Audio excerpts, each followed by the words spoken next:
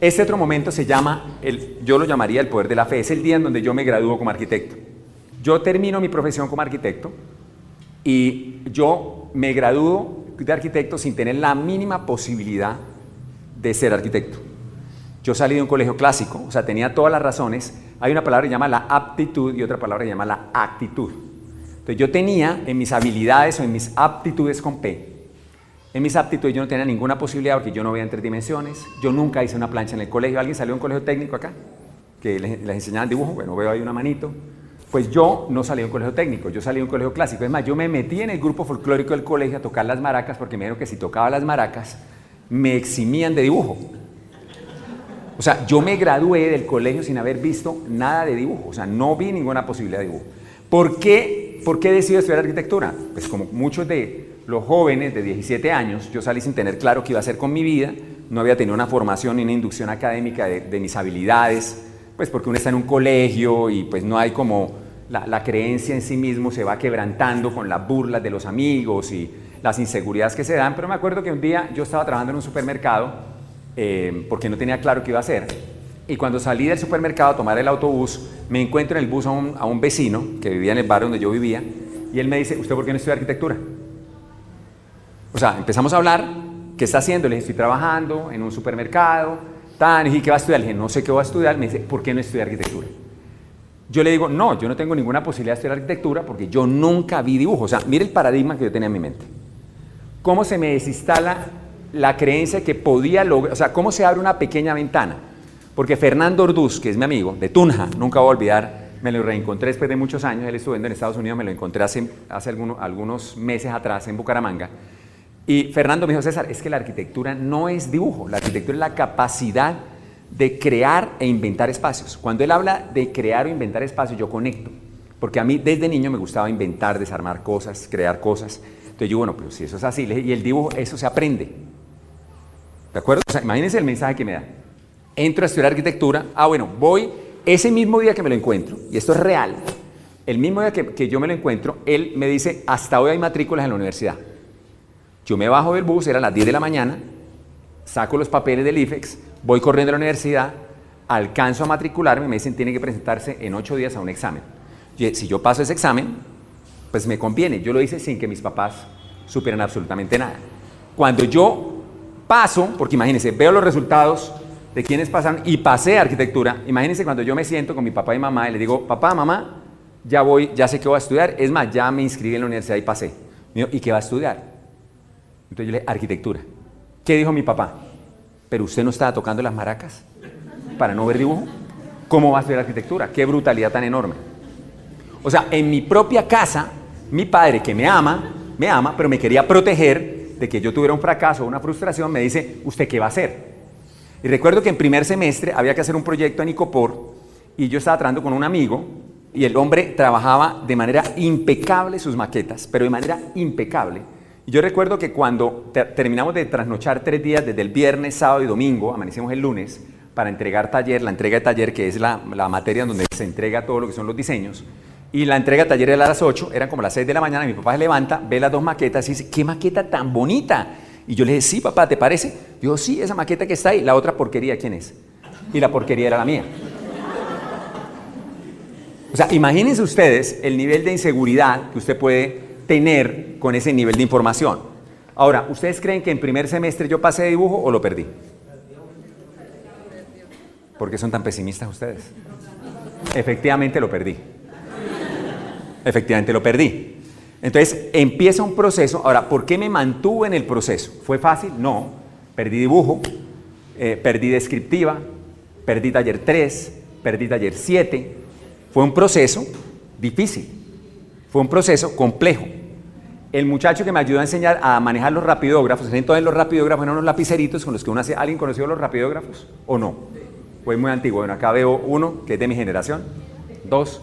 Los rapidógrafos son unos lapiceros que usted le echa tinta y usted hace las rayas de acuerdo al grosor en la punta. Así se hacía antiguamente, no era en computador.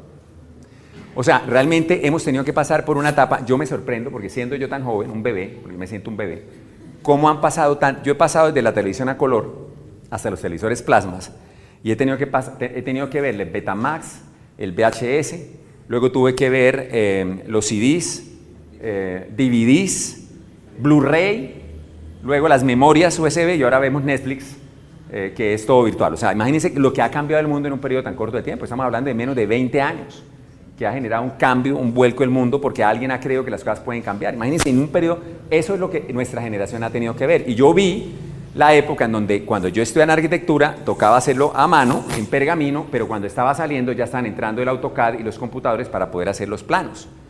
O sea, todo ese proceso de cambio es, ¿me gustó? No me gustó, porque lo que yo aprendí hoy ya no servía mañana. Pero el tema es adaptarse al cambio. ¿Por qué una persona se adapta al cambio? Porque tiene un propósito y un sueño claro. Yo la razón por la cual me gradué, y termino de contar la historia del amigo que me enseñó a manejar los rapidógrafos. Imagínate que me lo encontré tal vez hace 6 años. Hace 6 años. Yo no sabía manejar los rapidógrafos. Él me enseñó cómo manejarlos. Y recuerdo que cuando yo iba por la calle me encontré a este muchacho, Omar, el que me dijo que estudiaba arquitectura, se llamaba Fernando Orduz, se llamaba Omar. Y Omar me lo encuentro en la calle, nos saludamos muy efusivamente y empezamos a hablar. Eso va de como 6 años. Omar me dice, ¿y qué hay de su vida? Entonces yo le dije, no, pues yo estoy trabajando, estoy desarrollando proyectos de construcción acá en Bucaramanga. Me dijo, ¿pero con quién está trabajando? ¿Qué está haciendo? ¿Está empleado? Le dije, no, yo tengo mi propia empresa de construcción. Me dijo, ¿pero cómo así? ¿Usted se graduó de arquitecto? O sea, él no se graduó teniendo la aptitud, porque era mucho mejor que yo, en la parte gráfica, pero yo terminé graduándome porque tuve más persistencia y tenía el sueño más claro de lo que quería obtener, así no tuviera la habilidad se aprende en el proceso. Entonces lo que yo les quiero decir es que en cualquier emprendimiento hay cosas que usted no va a tener claras de cómo hacerlas, que las va a aprender en el camino, las va a descubrir.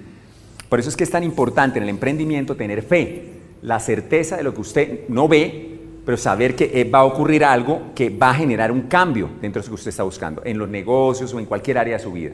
Pero la única manera de yo descubrir cómo generar un cambio es conduciendo. ¿Cómo puedo yo mejorar la conducción si yo no arranco el vehículo? Explíqueme en esto. ¿Cómo puedo aprender a manejar un vehículo si yo no lo arranco? O sea, no es posible. Por eso cuando yo me meto en un proyecto empresarial como este, usted tiene que arrancarlo.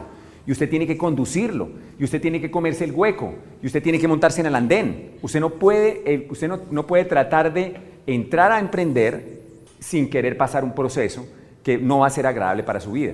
Tiene que vivirlo, porque la única manera que se aprende a conducir un carro o cualquier cosa en la vida es haciéndolo. ¿Cómo aprende un bebé a caminar? Pues haciéndolo. Ahora, ¿el bebé qué pasa? El bebé como está emocionado por lo nuevo, el bebé se cae y vuelve y se levanta, se cae y vuelve y se levanta, se cae y vuelve y se levanta. Pero ¿en qué momento de la vida nosotros perdimos esa persistencia? Hay un momento en la vida donde nos perdimos. Bueno, nosotros venimos diseñados genéticamente para ser persistentes. Pero las creencias que hemos instalado en el tiempo nos llevan a mantener una pérdida de fe y de certeza en lo que yo puedo lograr. Entonces yo ahora me caigo y digo, yo no funciono, esto está muy difícil, es muy complicado, y ahí es donde nos quedamos. Entonces intento una cosa, luego intento otra cosa, luego intento otra cosa. El problema no es la cosa que usted intenta, el problema es la cabeza que usted tiene. Hay gente que dice, me voy del país porque acá no hay nada que hacer. Pero yo le digo a la persona, si usted se va del país con la misma cabeza, pues no va a llegar al mismo lugar. Porque el problema es la cabeza, no es el país. Entonces, mire, el rico se hace rico. Ahorita hay una crisis en Venezuela. El rico de Venezuela se instaló en Chile, en México, en Argentina y es rico allá. Porque la riqueza es una manera de pensar. La riqueza es un principio, es una mentalidad. Y es entender que debo tener mucha fortaleza y resistencia emocional. O sea, no es la pobreza es una condición de creencia, es una condición de pensamiento. Por eso es que hay que cambiar.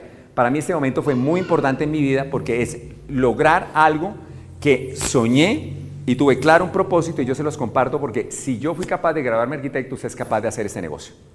Se lo digo de verdad. Y fui el único de mi promoción que estuvo en Europa y estuve trabajando proyectos de arquitectura bioclimática y sostenible con los mejores arquitectos de Europa. Y desarrollé proyectos en Francia, en una zona que se llama Perpiñán y en Barcelona.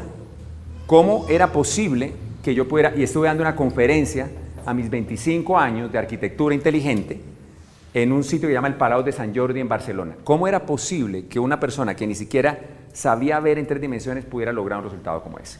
Por una sola cosa, porque había una claridad de lo que yo quería. No es porque yo sea mejor que los demás, todos somos tan buenos como queramos ser. El problema es si usted cree que realmente es bueno.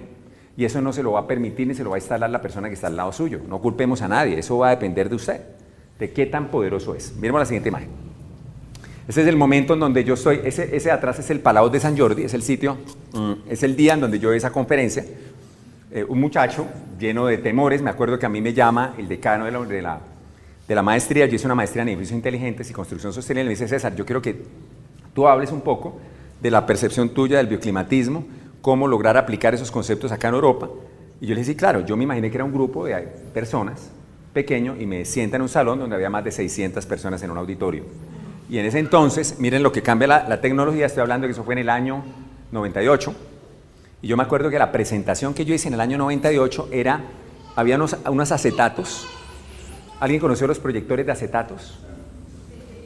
Imagínense, y yo me acuerdo que fue tan atortolante, es la palabra, que yo tenía los acetatos de la conferencia mía, entonces me tocaba ponerlos y los quitaba, y había una mesa tan pequeña como esta, entonces yo ponía los que tenía que, digamos la secuencia aquí, y los iba poniendo en el vidrio, en el proyector. Y me acuerdo que hubo un momento en donde se me cayeron los acetatos al piso. Yo dije, yo ahora, o sea, nervioso, ¿cómo improviso? ¿Cómo lo hago? Pero ¿cuál es el punto? Lo hice.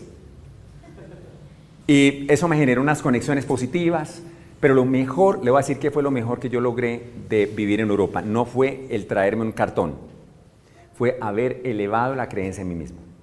O sea, fue haberme dado cuenta que la distancia entre lo que usted quiere y lo que usted es qué tanto cree en aquello que usted desea. Todo se trata de creencia.